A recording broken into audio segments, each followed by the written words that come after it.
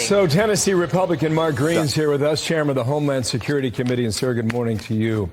Mayorkas is making this argument at the border, and same with Brett last week, about if you make a claim for relief, you're allowed to stay here. But it seems as if just about, is it 85%?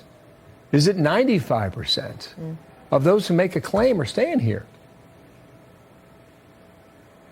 Yeah, it's actually against the law. The Immigration and Naturalization Act is very clear.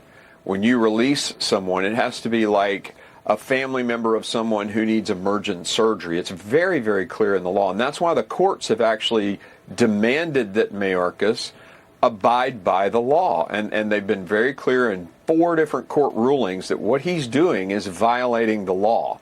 So I'm sorry, that's smoke and mirrors from Alejandro Mayorkas. He's trying to cover himself.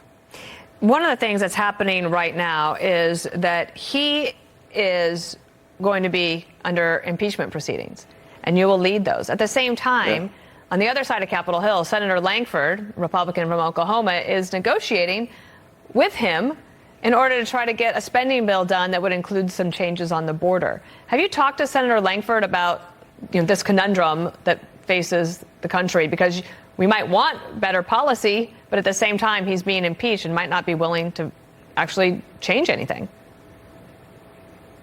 Well, maybe the impeachment proceeding just compels him to do his job correctly and follow the law. And yes, I have, Dana, spoken to Senator Lankford many different times, specifically about what we in the House and what my committee is willing to accept on the negotiations that are going on. So, I mean, Secretary Mayorkas needs to follow the law, period. And I have a duty to the people of Tennessee and to the American people to not allow a cabinet secretary to just break the laws, lie to Congress, disregard court orders.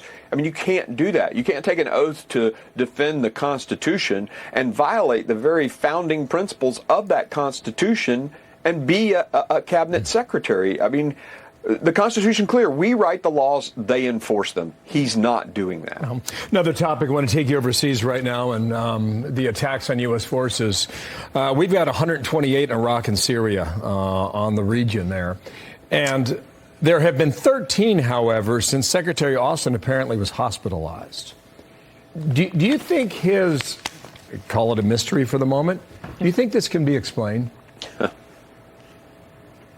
I think this is more about the weakness of the president than the incapacitation of the Secretary of Defense.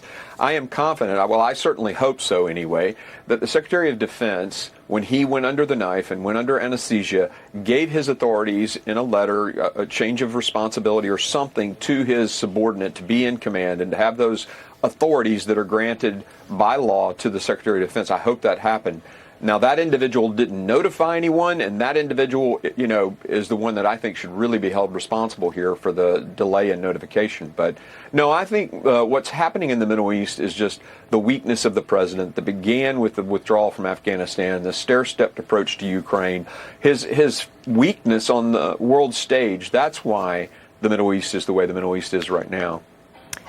By the end of next week, do you think Lloyd Austin will still be the defense secretary? Boy, that's a really tough one. I think it's really contingent upon his health.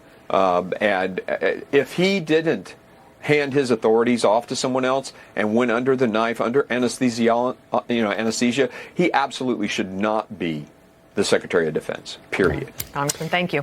Mark Green, thank you. From Tennessee, Thanks, guys. Thanks.